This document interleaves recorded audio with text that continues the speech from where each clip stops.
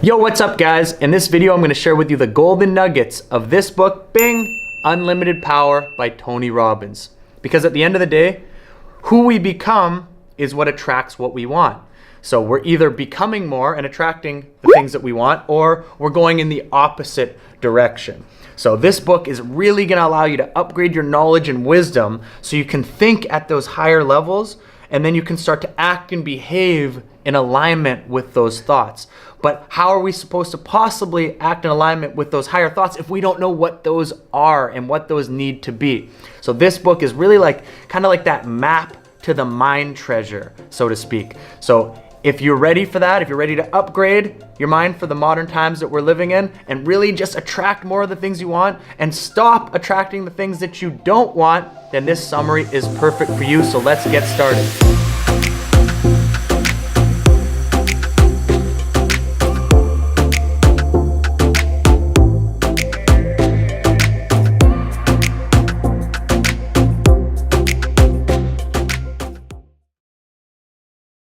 All right, guys, we're about to dive right into the golden nuggets of this book. And if you like this content, subscribe, comment, support the channel. We're gonna spread a lot more knowledge and wisdom for you, just so you can upgrade your mind for modern times and get more of what you want. All right, guys, no messing around. Let's get right into this first golden nugget, which is, there is no such thing as failure, as each step you take offers you an opportunity to learn and grow.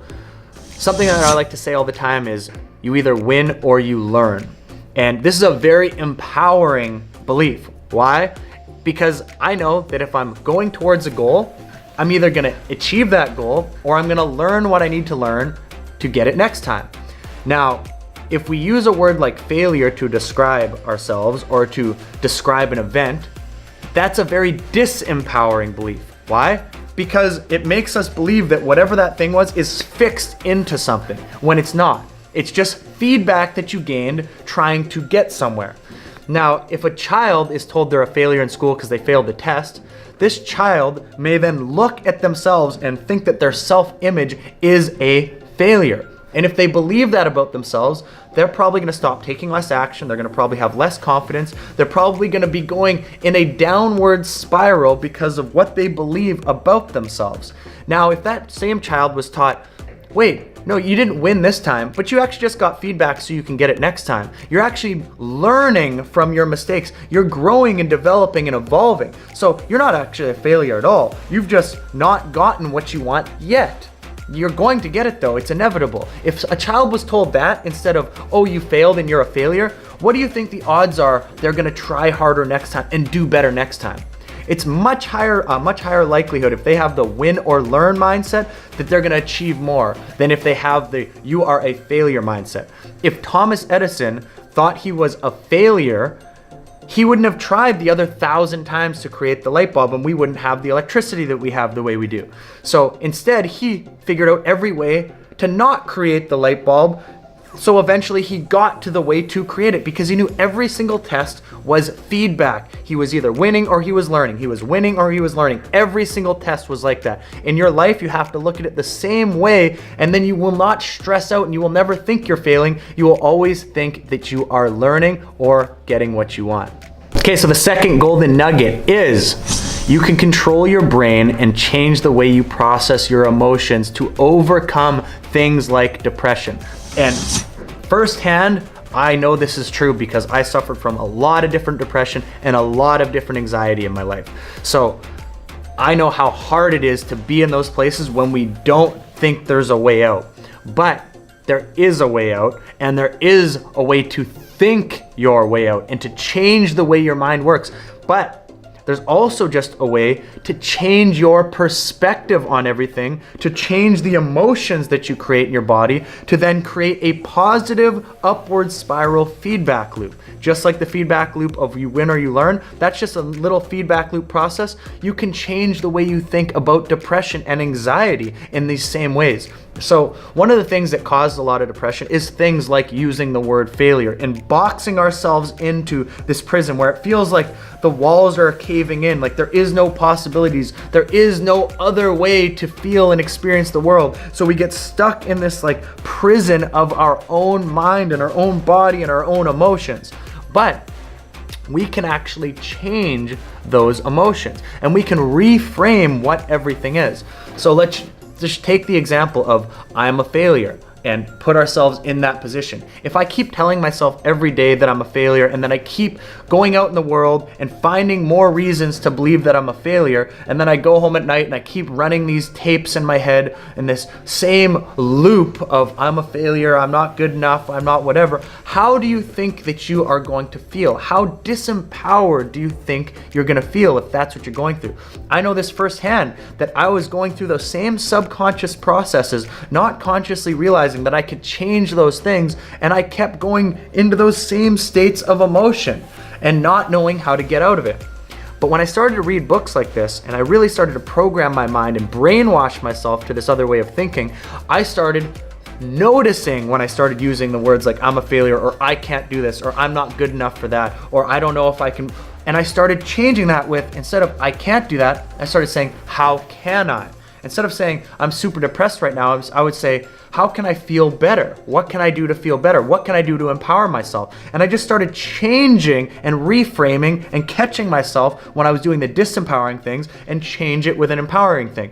Is this going to change your life overnight? Of course not, but it's a practice. Just like the practice of lifting weights, you're not going to go to the gym once, be like, I've now gone to the gym and I should be in shape for a year. No, you're going to go every day while eating healthier foods, and over time, you're going to see the difference in how your body looks and how your body feels. It's the same thing with controlling your emotions. It's not going to happen right away where out of nowhere it's perfect. You have a lot of subconscious patterns that are going to be very hard to break. But over time, when you add one thing in and replace one thing with another, it just starts to change your entire reality. But it takes disciplined action, doing this day after day after day, where you finally start to feel these like awakened feelings. Your eyes start lighting up. You just start to be conscious of the world and conscious of the fact that you can actually change it to what you want.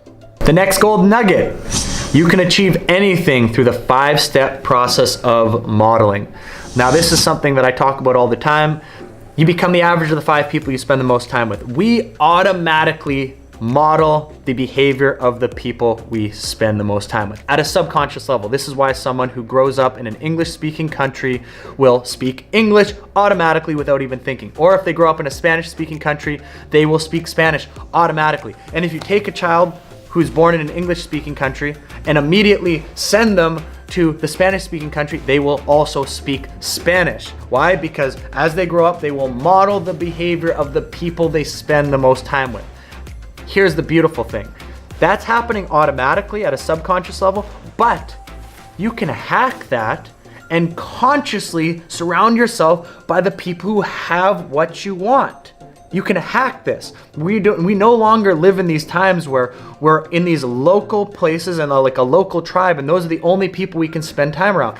You're not a tree. You don't have to just stay in the exact position that you were when you were born. You can move anywhere. You can go learn from anybody. But here's the problem. Most people are just born with some friends or around certain people, and they just live most of their life around all those people. So they become the average of whoever those people are. If those people are all broke, they all stay broke. If those people are all out of shape and eat unhealthy food, most likely they're gonna be out of shape and eat unhealthy food. So we become that automatically. But most people won't step outside of that and say, okay, what is it that I want? Okay, I actually have to change my circle of influence. I have to go start to study and model and behave the people who have what I want. So Tony really just talks about, it's like, find that person who has what you want and then watch what they do. Study them. Really be around it as much as possible, and then start to visualize yourself being that person, and then start to take the actions and behaviors that they take on a regular basis so you can become who they have become. It's such like an obvious principle, but so few people actually do it. Most people will just hang out with their same friends forever, be around the same people forever, want more, but not actually align with the principles that will allow them to get those things automatically. I really believe that the number one thing that you can do to gain the success you want is just start to hang around the people that already have that. And it's more of like an automatic transference of skills, actions, behaviors, beliefs, all of those things. You brainwash yourself to become them without you even almost trying. So it's such a powerful thing. If you start to model people that have what you want, you're gonna start to get more of what you want because they have it and you're doing it automatically. Okay, so next, you can change your body language to fight depression and boost energy. Your mind and body are in a constant feedback loop, and this is something that we have to understand, because not only can you think your body into feeling certain ways, your body can trick your mind into thinking certain ways. And it's a constant loop of feedback. And this is why, if you can start to understand this loop, you can go up and up and up in happiness and excitement and awakeness. But if you start to let your mind take control of your body and your body take control of your mind at an unconscious level, you can slip into depression and down deeper and deeper and deeper very, very easily.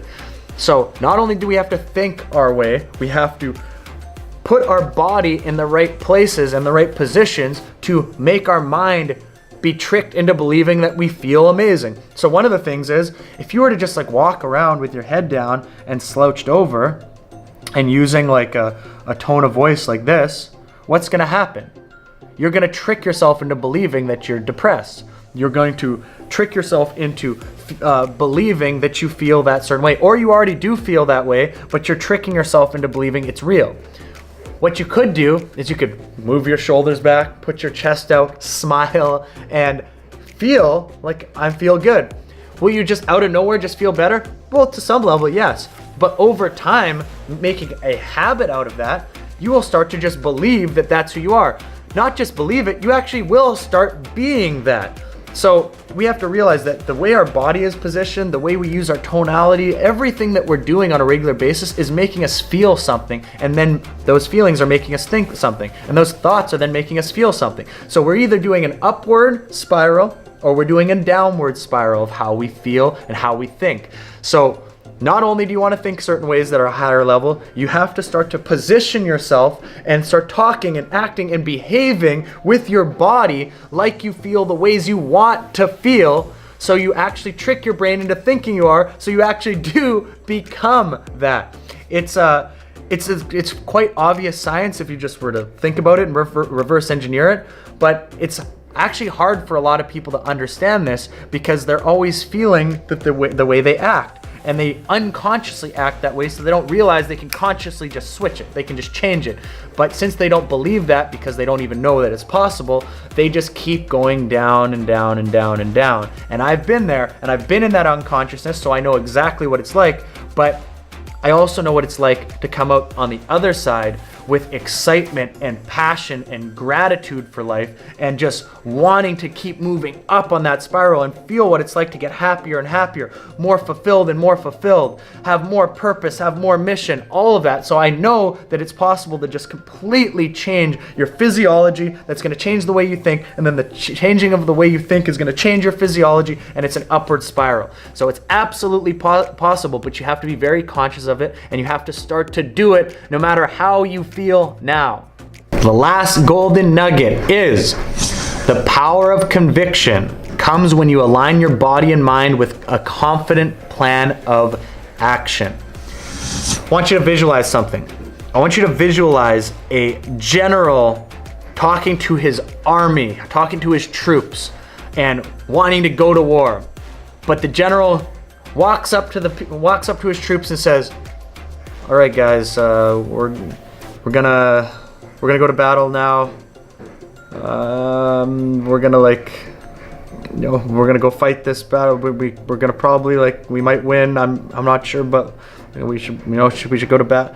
What kind of confidence is that going to ensue, or is that going to give the troops? The troops are probably going to be terrified because they can tell that the general has no conviction that they're going to win. So then everybody's going to feel that the chances of them going into war and going into battle and actually coming out on top is very, very unlikely. But same with you in the battle of your life. If you're going into battle with no conviction that you're going to succeed, how are you gonna act and behave? How are you gonna feel? If you're talking and mumbling around and you're feeling weak and your body language is like this, what do you think the feedback is you're gonna get from the world? It's gonna be bad feedback because you're gonna get what you put out. So if you have no conviction that you're gonna succeed in life, you're gonna act and behave like you're not gonna succeed.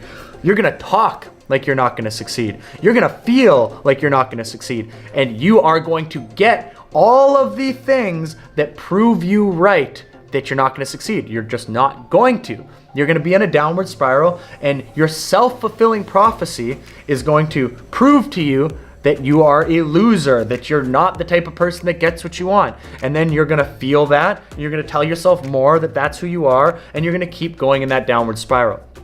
So, how do you change this? Well, you have to start using positive self-talk with conviction. I am gonna succeed. Money comes with me at speed and ease.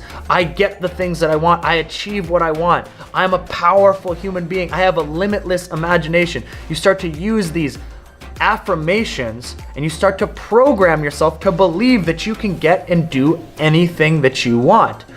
Now, does that just out of nowhere mean that you can? Well, I don't want to take it that far, but how about you just ask yourself this? If you did use positive language to yourself and use conviction that you were going to achieve what you want, or you were going to tell yourself that you're not going to achieve what you want and that you're not good enough, what do you think the chances are the person who said that they are going to get what they want will? And what do you think the chances are of the person who says they won't and has this bad body language and is going in that direction? Well, the truth is, the one who says they are going to isn't guaranteed to get what they want. But what's the probability? It's probably like 8 out of 10 chance, let's just say. What's the probability of the other person? It's probably a 1 out of 10. So at least put yourself in a higher probability of gaining success by being convicted that you will, because then you'll start to take massive amounts of action because you're gonna believe it and you're gonna have the faith that you will. So regardless whether there's a 100% guarantee on something or not, that doesn't matter. Give yourself the highest probability to succeed, because why would you purposefully give yourself less of a chance? That just doesn't make sense to me. All right, guys, that's the book summary. I hope you enjoyed it. If you did, like, comment, subscribe, really appreciate it. But I really want to just leave you with this. You are not a victim in life. Don't train yourself to believe that you are a victim. You actually can control your thoughts, you can control your actions, you have willpower, you are extremely powerful as a human being, you have an imagination that can actually create visions in your mind of something that's better than your current circumstances, and you can keep going through these conscious processes of changing emotions and changing your body language and changing the way you think so you can become more on an upward spiral. And I keep showing you this example because I want you to see that in your mind, that what you do is going to always be a feedback loop, whether it's going up or it's going down. And you can consciously choose to make it go up for you, to constantly reflect on things and optimize your life to get more of the results that you want. But if you put yourself in a victim mentality and you stay there, you're going to be going on that downward spiral, and you're going to be the only one to blame in that circumstance. I would love to use some of the BS that people say, it's not your fault, everything's against you, blah, blah, blah. But the truth is, none of us are born with the perfect circumstances. It's what we make of our circumstances that shows us who we truly are. And it's actually, I'm happy for people who are not always in the best circumstances, because they get to learn so much from that. Every time that I've had bad failures or made bad mistakes in my life, I've learned the most from those, and they've allowed me to become more as a person. So I actually appreciate all those circumstances. All the hardships are always a blessing in disguise if you can see it that way and if you can learn from it. So guys, those are the golden nuggets from this book. Hope you like this. Like, comment, subscribe. We'll see you in the next video.